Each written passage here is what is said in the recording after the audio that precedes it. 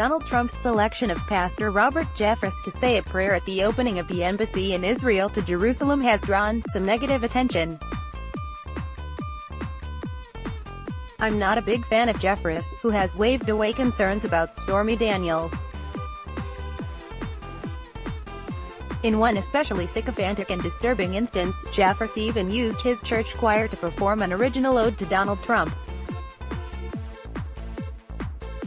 This is not the proper role of a Christian pastor. But the interesting thing is that the specific charges being leveled at him now, the things that sound so bad to so many untrained ears, could probably have been lodged against respectable Christian theologians and ministers, ranging from Reinhold Niebuhr to Billy Graham. For example, Kyle Griffin, a producer at MSNBC's The Last Word, summed it up thusly: Robert Jeffress, who has called Islamic false religion, says Mormonism is wrong, and has preached that all non-Christians, including people who are Jewish, will not go to heaven, will give a blessing at the opening of the U.S. Embassy in Jerusalem. In other words, he is an Orthodox Christian. Christianity is, by definition, an exclusive religion. Anyone can become a Christian, but doing so means accepting an exclusive doctrine. According to Christ, I am the way and the truth and the life. No one comes to the Father except through me. This, by definition, means other religions are false. It's a bold claim, there's no denying that. But a lot of religions make exclusive truth claims.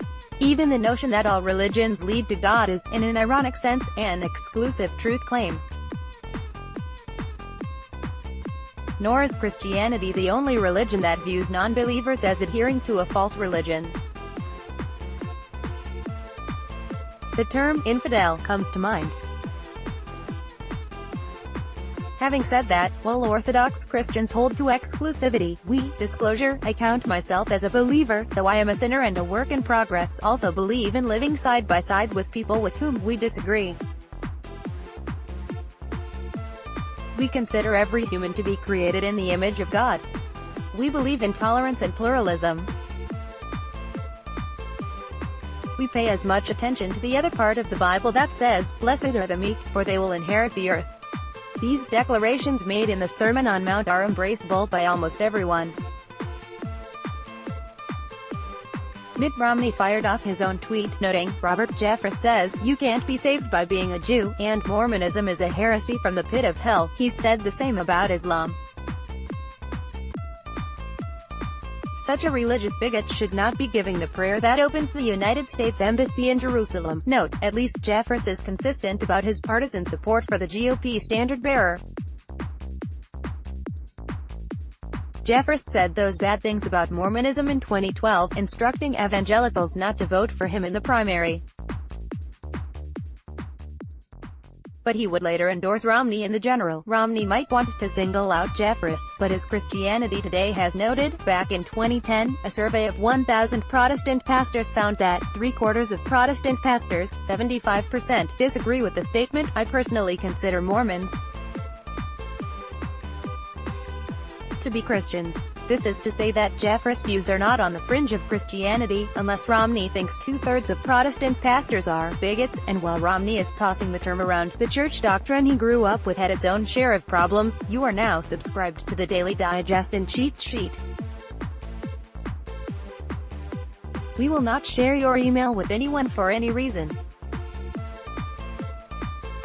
To be fair, a lot of Jeffress's comments lack not only wisdom, but love. Jeffress is very comfortable making pronouncements about other people and other faiths, in very unhelpful ways that are likely not intended to actually help the listener.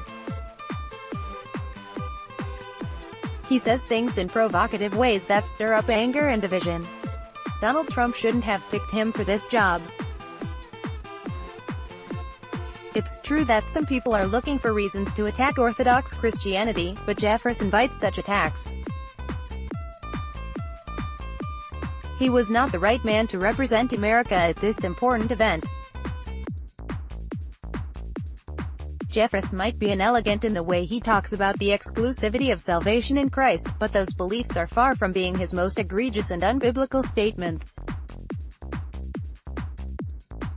If his baptizing of Trump's sins is good, that bother me most. That alone should have disqualified him from giving this prayer. But of course, that is probably the main reason he was invited to deliver it.